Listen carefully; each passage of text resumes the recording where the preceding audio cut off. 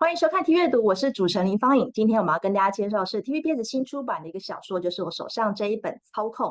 那其实这次很高兴，我们是邀请到《操控》的作者来跟我们访谈哦。那因为呢，这个作者他本身是这个英文母语，所以呢，我们会以英文来进行今天的访问。Okay, so welcome to our show, Mr. Thornton and JR. Okay, well, I can call you JR. So please say hi to our audience. Hi everyone, I'm J.R. Thornton, and here to introduce a little bit my new book, Lucien. I'm very happy to be here. Yeah, although it's just a novel, but it shows like the many students maybe have the mental health issues in the like university. So as a Harvard graduate, how do you see this problem in the real world? Like, oh, is there really like this problem like mental health issue in American universities?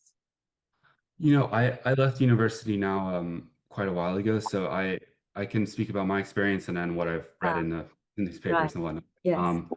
And I think maybe I was sort of part of the last part of the generation before it became really front and center the way it is now.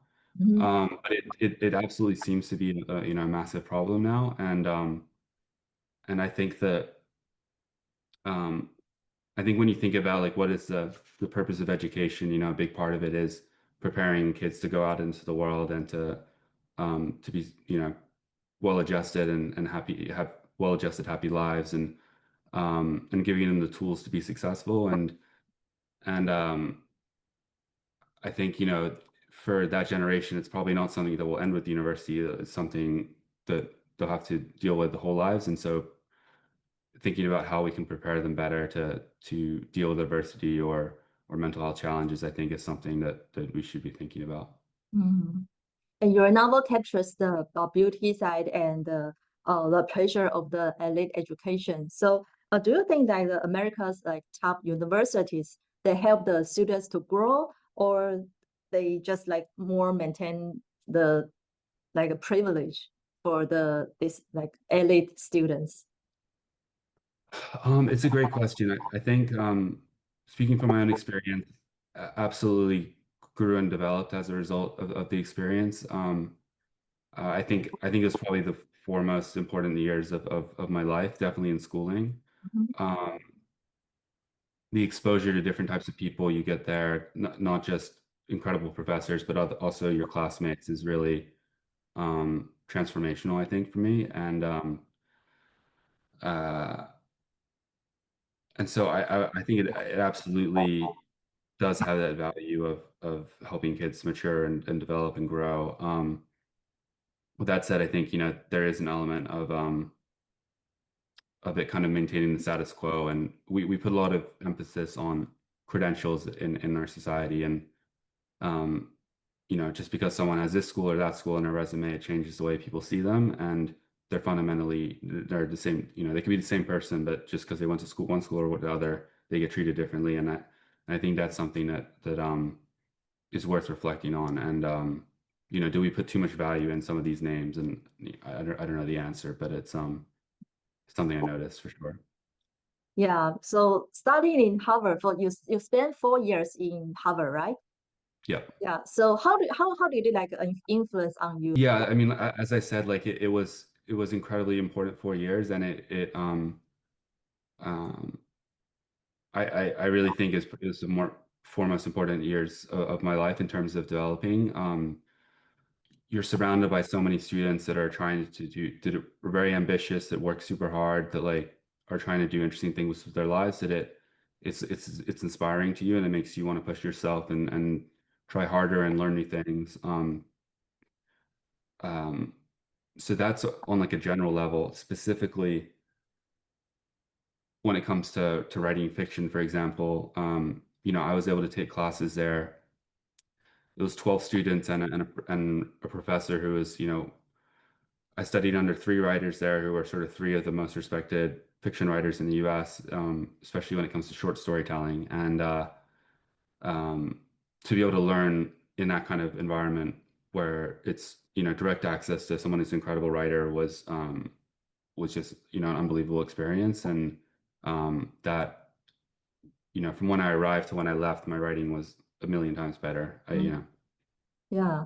So actually, you're not because we always think that the person who writes a novel, maybe he's just like he's only a writer, but actually your job now is you work for the AC Milan, so it's a totally different job. So could you tell us like how you're doing, and introduce us your life recently? Yeah, so I guess I began this job about 2.5 years ago.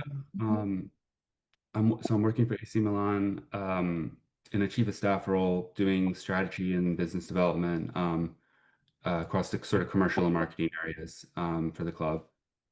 And yeah, it's very different. I was ready for something very different. I was ready for a new challenge. I'd spent since I left college, I'd been writing full time, and I got to the end of Lucien, and I didn't have an idea for a third book that I was really passionate about. And these books take so long to write that I was like, if I don't have a great idea now, I shouldn't start something that in a year I'm going to think is bad. And so I started thinking about other things I could do, and sports always been a huge part of my life. I played tennis to a high level growing up, and loved football as well. And so started looking at opportunities there. And I'd say where it's similar is like it's still